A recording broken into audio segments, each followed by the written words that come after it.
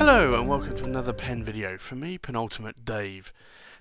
I thought I would show you today some of my oversized pens, and these are oversized pens that I have obviously in my collection because they're here. But a lot of people ask me about pens and sizes of pens, whether or not a pen's small or medium or large or just completely insane in terms of length or in terms of girth. So I thought I would show off just what I would classify as some of my oversized pens. So this is the Divina Green Elegance oversize. You have the Visconti Millionaire in a marble finish, a Visconti Opera Master, a Pelikan M1000, which is always considered to be an oversized pen, an Armando Simoni Club Bologna Extra, which is, I would class, a behemoth. The Edison Collier, this is antique marble, which is quite a large pen. The classic pens or Lambrot pens LB5, which again is a large pen. This one was made by Saylor with a Saylor nib. You have the Conway Stewart Churchill, and this is the Red Stardust edition. You have a Visconti Camelot, and then you have a Visconti Extase d'Aude. So these are certainly the largest pens that I have in my collection, and I'm sure that there are larger pens around. You could even get a Pilot Parallel, which would technically be longer than any of these pens, but these are the pens that I thought I would show off, and you can see here because of the drawer. Like, these drawers are normally made to conform to most size pens, and you can see not only in terms of girth but also certainly in terms of length here that these pens are pretty much at the extreme, some of them. So I thought I'd just go left to right and show you here. So this is the Visconti Divina Elegance green, and this is a lovely green. I absolutely love that the instead of having silver rods here on the Divina, they're rose gold. It has a rose gold trim and a rose gold nib, number 6 size palladium nib. So that I really do like. And let's see, we can zoom in a little bit so you can see how the detail on the rods there, and then when you rotate the pen, how that green comes to play. It's rather nice. And then you have a Visconti Millionaire, and this is, I guess, a unique material because it's actually made out of marble. And you don't see many pens made out of marble. So in this essence, it's the marble is very unique, and you can actually also you do get a rollable extension, so you can actually take off just has like a mini pull push converter, but you can actually then screw in a rollable to there as well. So you can actually make this a rollable pen if you so wish, or turn it into a fountain pen. So this is quite a nice pen. It's very girthy. I guess sort of in terms of in the hand, it's quite large. If I were to post it, you're then looking at an insane pen, and my hands are not large, so that's an insane pen when it's posted. So that's the Millionaire.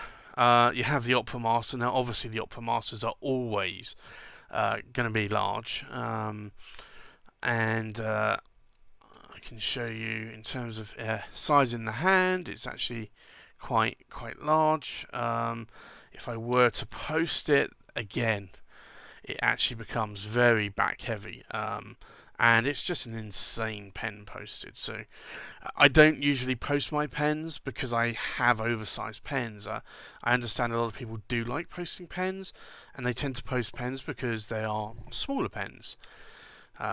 Here you have the Pelikan M1000, and again, a little bit of an oversize. If you were to post it, again, it becomes a little bit silly and a little bit back-weighted. And then you have the Armando Simoni Club Bologna.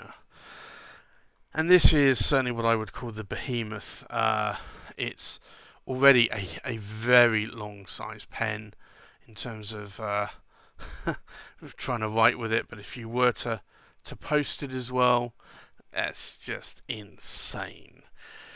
So you're not going to want to post this pen really. But it's a lovely, lovely pen. It is very heavy. Like the Opera Masters, actually heavier than Opera Masters because it has a brass shaft inside it. So it does tend to get a bit heavy. And now you have the Edison Collier, and this is an antique marble finish. I do like the Colliers from Brian Gray at Edison. They are, I'd say, about the right size once uncapped. In my hand, it's actually not bad. It's acrylic, so a cartridge converter, so it's very, very light. And it works well for long writing sessions. You cannot post this cap. It will not post.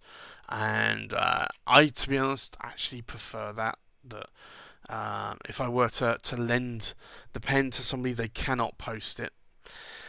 So that's one thing I like. And then you have the classic Pens LB5. Yeah, this is a lovely, lovely material. You can see here it's a fusion bonded acrylic, which makes for a much, much better sort of pattern. And this is a very large pen. So if I zoom out a little, I'll show you. So this is made, the LB5s are made by Saylor. So you can see here, it's quite a long pen still. It's a cartridge converter. The acrylic is a lot heavier, and it has sort of metal trims as well on the cap. You can post this, but again, it becomes a little bit of an insane-ish pen and very back-weighted. So it's not something that you would want to do on a regular basis. And then you have the Conway Stewart Churchill, and this I love the material on this because it's like a red galaxy. It's just so lovely, and you just turn it around, you see the light catching it. I did another video on this as well, so you can see all of my Churchills and Conway Stewarts. But it's a lovely, lovely pen, and if I uncap it, I'll show you as well. Again, that's quite a longish pen for me, but it's a nice pen. It is a bit. This one actually has a brass inner cylinder, so it does add a little bit more weight. But and you can cap this, but again, it becomes a behemoth if you do. So I think you can see why I don't like posting my pens, because it just becomes way too large. And you have the Camelot, and the Camelot is about the same size as a Conway Stewart. And I've shown a video of this before, but and some photos, but you can see the chainmail links in here are just so lovely. And the attention to detail that Visconti put into this pen is just jaw-dropping. And I'll show you here. Again, sort of by the time I grip the section, it is again an oversized pen.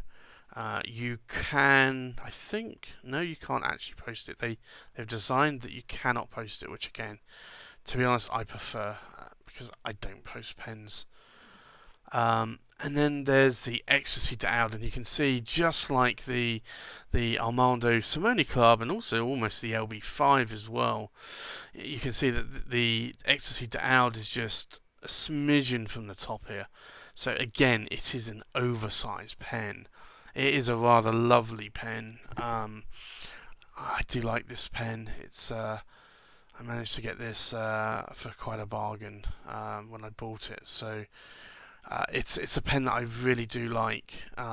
It's not a cheap pen as well.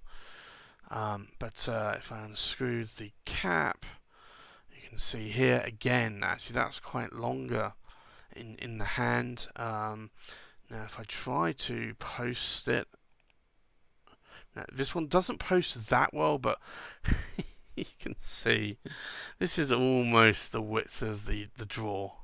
It's just insane. So yeah, and that is very, very back weighted. So this is not something that you will want to do.